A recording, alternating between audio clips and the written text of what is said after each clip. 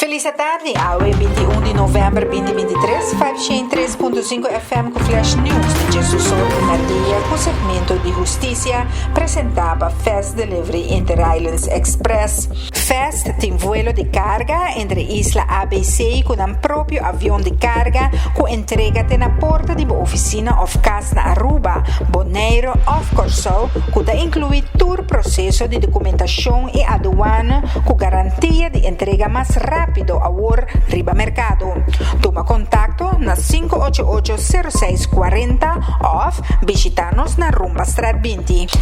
Ainda a toma lugar de detenção de Eugmar Coleman. Trata aqui de caso Cuihi.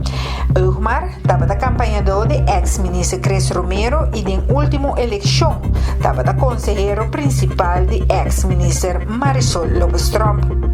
Ministério Público manda comunicado e avisa o seguinte: Aue, o cidadão EK a queda detenido em investigação de Lance-Recherche de Aruba, que traz independentemente e a autoridade Procurador-Geral da investigar desde 1993 comportamento possivelmente castigável de semi-amtenaar, parte importante de tarefa aqui está para brincar corrupção. Corrupção está atacada é pilar importante de democracia. Esta é confiança do governo.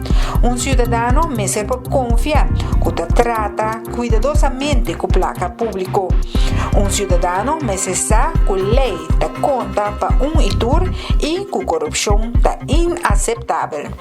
A investigação que está uma investigação tocante a acordo de serviço de verleningsovereenkomsten de período de 2017 para 2021, que agora será door de ex-ministro de Transporte e Comunicação e Sector Primário, com várias pessoas jurídico, rechtspersonen. Ministério Público está sospecha que diferentes pessoas entre a EIK a fraudulentemente receber placa de país Aruba via a construção aqui. A investigação começou em fevereiro de 2021, com juízo que na vários adresses, durante o qual a confiscar, entre outros, carregador de data e administração. A investigação que está continua e não está descartar detenção novo que toma lugar.